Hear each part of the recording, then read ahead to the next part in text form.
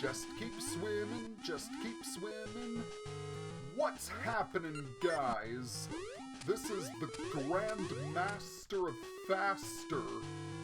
And welcome back to Let's Play The Legend of Zelda Oracle of Seasons. In the last episode, we entered the 4th dungeon, the Dancing Dragon dungeon, which we're currently in.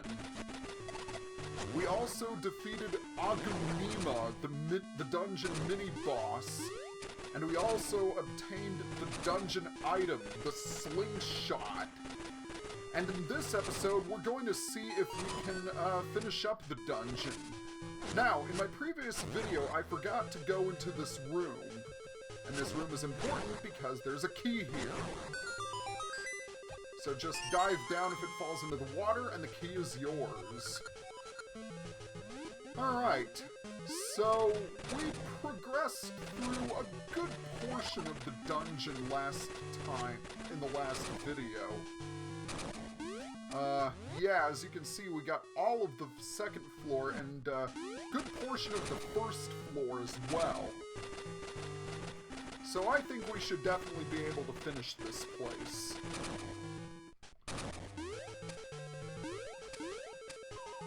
Of course, we'd be able to finish it much sooner if I didn't keep falling into pits! Those pits really are the pits, I can tell you that much. Alright, now that we've got the key, we want to head all the way back to the beginning of the dungeon. Yes, I know, it's painful, but it's a result of my utter incompetence, more than anything else. Okay, we're here, so now that we're back at the beginning, let's take the teleporter, and we'll want to head back in here because I need some hearts. Desperately.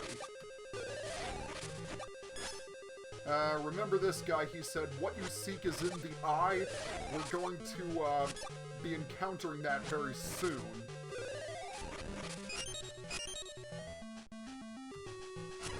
Alright. Is there anything else here? Okay. We're fully healed up. Very good. And let's take some Ember Seeds as well. Alright, so let's get rid of these Stalfos. And I want to check my map to see if there's anything I'm missing. Okay, so we want to jump into the minecart and head to the right, and now that we have the slingshot, we can shoot those switches. You'll want to shoot you'll want to shoot both of them because, as you can see, the middle track takes you nowhere. So here we go again, and another case of giant pits. So once again, the Rock's Feather and the Pegasus Seeds. You know what, Mr. Keese? You're a jerk, and you're also a dick, too. There we go. So let's unlock that block. And we have some enemies to deal with, so first let's take care of them. Now, notice the pattern of the floor looks like a skull. Remember what the old man said? What you seek is in the eye. Well, if you dive into the eyes of the skull, okay, it's the other one, you get the boss key! Yeah, I remember during my first playthrough that gave me a lot of trouble, mostly because I didn't see the old man, and didn't know he was there.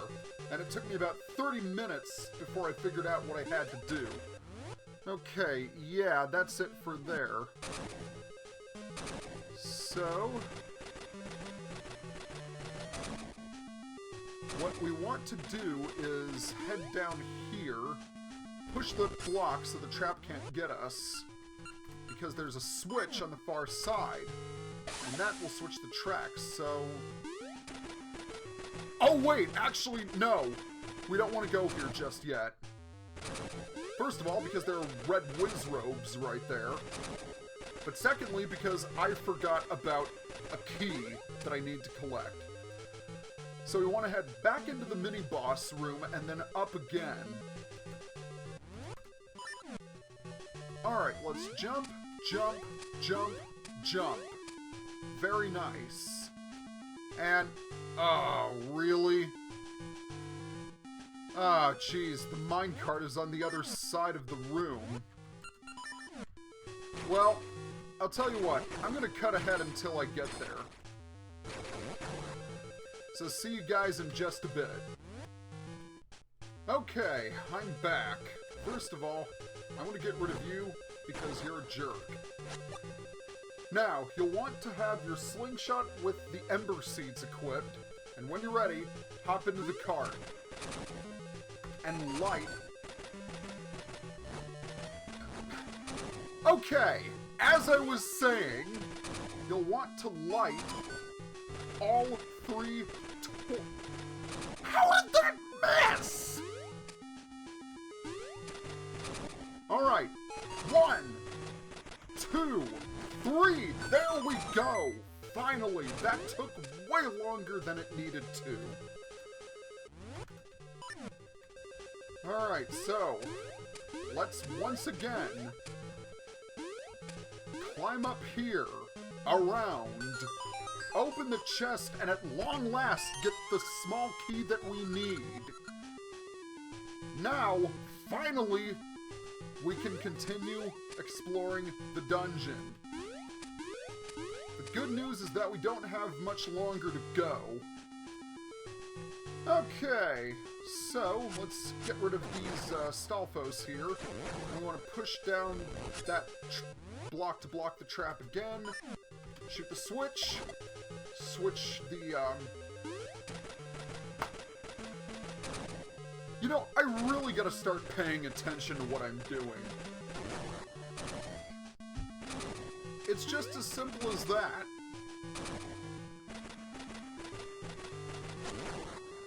It's a good thing I like the music that plays here, otherwise I'd be much angrier. Okay, set it with the correct orientation, and at long last, moving on. Only to encounter a new enemy, red Wizrobes. They're a lot like green Wizrobes, except they move around. Okay, if you have the Noble Sword, then they take 2 hits. But if you still have the Wooden Sword, which you definitely will if you're playing a non-linked game, then try to knock them into pits. Whoa! Beamos at 12 o'clock. I think this is actually the first time we've seen a Beamos.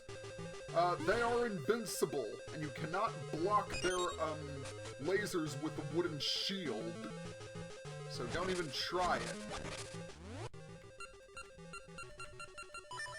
Okay.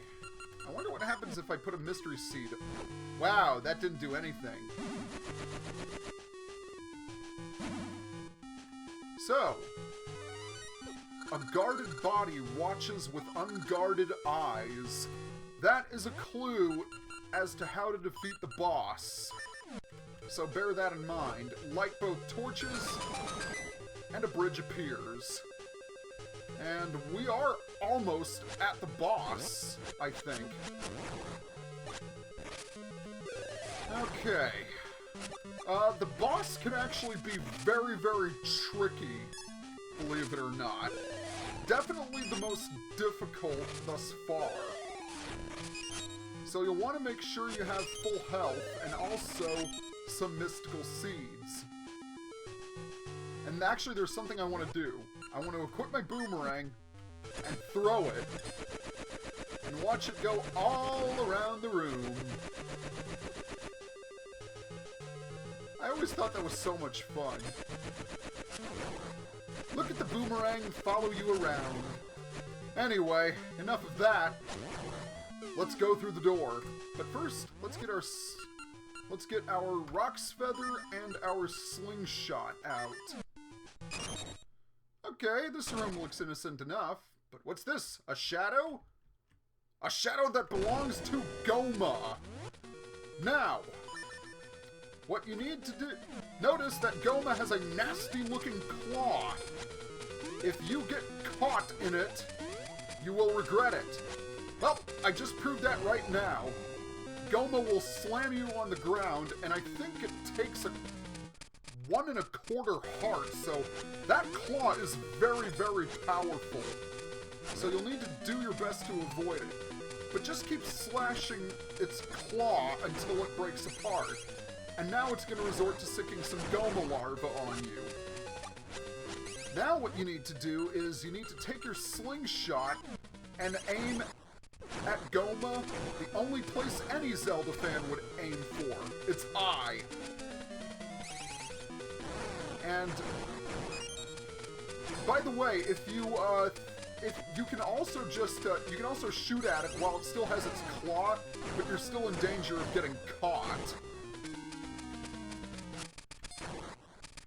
Okay. There we go! Gohma is down. So, yeah, overall, Gohma can be quite tricky if you don't know the proper way to take it on. And even if you do, it can still be very difficult.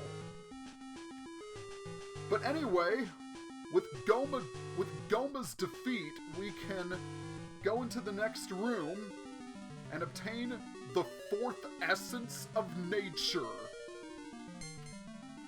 You got the soothing rain, an essence of nature. Bathed in drops of soothing rain, shoots grow into saplings. We have collected half of the essences. Needless to say, I'm feeling pretty pleased with myself.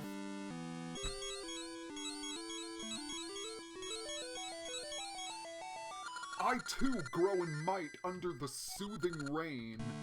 I had another vision just now. I saw a lake shaped like eyeglasses.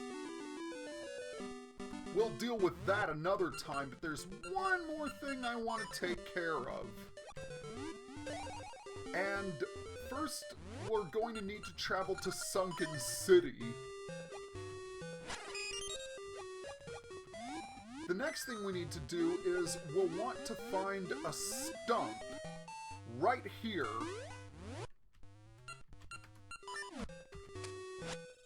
And we want to change the weather to winter. Not the winter to weather, that doesn't make any sense. And now that the snow is piled up, we can climb up, and first of all, let's talk to Queen Ambi. Why, Link, what brings you here? I asked Nehru to send me on an eye-opening journey to different lands and different ages. Traveling alone is difficult, but it is one of a queen's many roles. However, but isn't Sunken City so elegant? Perhaps I shall make my palace sunken too. Yeah, keep saying that. Anyway, we want to go in here. This is Syrup's potion shop. And she wants mushrooms from Mount Kuko. What a coinkydink! We have a mushroom! And in exchange for the mushroom, we'll get a wooden bird. So now that we've given her the mushroom, she'll open her shop. And she'll sell bomb chews, magic potions, and a gacha seed, which is nice. Now, we can actually trade the wooden bird for something, and we're going to trade it in Horon Village. Yeah, this video is going to be a bit longer than the others, but, well, first of all, let's pay a visit to Maple, why don't we? And she actually has something special this time around. She now is riding a UFO, because it's a linked game. Oh, darn it, she got the gacha seed before I did. Yeah, instead of a vacuum cleaner, she has a UFO. That's pretty funny. Anyway, we want to go right in here to the clock shop and talk to the clockmaker. I want to make a cuckoo clock better than any before, but I can't find a wooden bird that I like. One that's just breathtaking. That is an amazing bird we have. And in exchange for the bird, we'll get engine grease. Very cool indeed. Now, we are going to make one more trade. And fortunately for us, it's close by. We are going to be heading back to the windmill, which means this is one of the last times we'll be hearing the awesome 8-bit Song of Storms. Come on, because come on, let's face it, it's the Song of Storms. Everyone loves it. And let's talk to the windmill operator. Go around, go around. If I could just oil it, it would go around more quickly.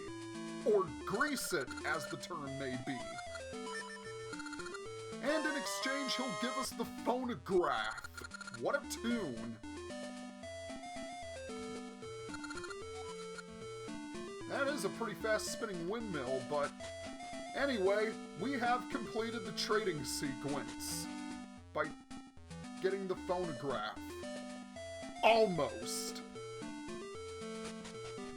There is one more thing for us to do with the trading sequence. But unfortunately, we can't get to it right now. We actually cannot get to it until we complete the 5th dungeon. So, we're gonna end the video right here. So next time on Let's Play The Legend of Zelda Link's Awakening Oracle of Seasons, we are going to hopefully discover some more secrets. And maybe get some more collectibles, make some progress in Eyeglass Lake, I don't know. See you guys next time.